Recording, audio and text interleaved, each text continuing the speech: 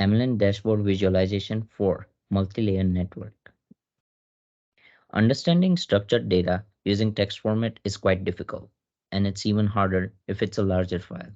To work on it, to work on this problem, our approach is to provide a web-based user interface to generate multiple visualization of a structured object.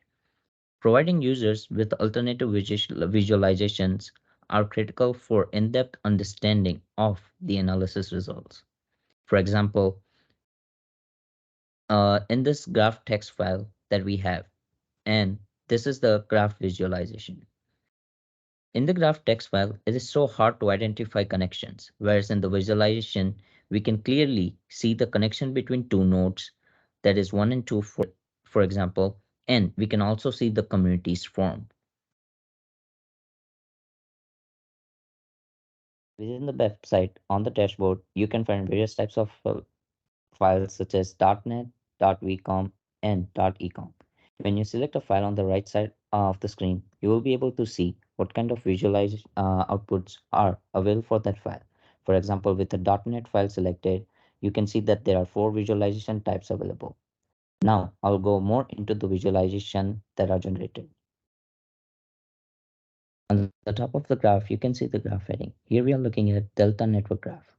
Each node in the graph represents an airline hub at a particular airport. The big node shows the main hubs, which is computed by the connection it has with the other nodes in the graph.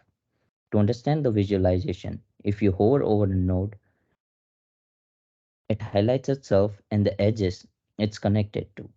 Here we can see the details of the name of the airport, the number of connection it has with the other airports, and it also shows the modularity class, which is basically community class. In this graph, communities are detected using the Louvain algorithm, and communities are represented by different colors. Now I will show how a map visualization is generated of Spirit Airlines from which is a .NET file. Within this interactive graph, each node represents the exact location of airport based on longitude and latitudes of the airport provided. When hovering over a particular node, it shows the name of the airport as well. Let me now show an interactive visualization.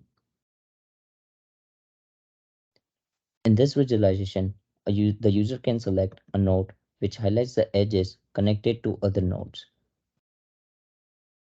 The user can also toggle over the node and separate it out and stretch it out to a different location to understand the visualization more clearly.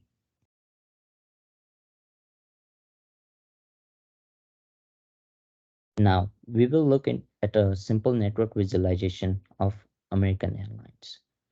In the legend, we can see the number of nodes, which represents the number of airports, and the number of edges, which represents the relation between two airports. On the right side, the color on the top of the color bar represents the node with the highest number of connection. As you go down the color bar, the number of connection decreases. So for example, here we have airport ABY, which has the number of connection or degree centrality of 159, which is the highest among all the others. Here we have a co-acting community network visualization. In the legend here, we can see the total number of communities which are displayed in the visualization. To clearly see what each community looks like, let's zoom into one of the communities. This is what each community looks like. When hovering over a node, it shows the actor name, the community it belongs to, and the connection it has with other nodes or actors. This is a circular packing visualization of actor-generic communities. The largest circle represents the largest community and vice versa. This is a word cloud for coacting layer.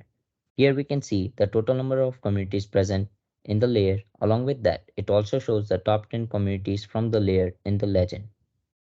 For more information, please visit itlab.uta.edu. And this is our dashboard link. Thank you.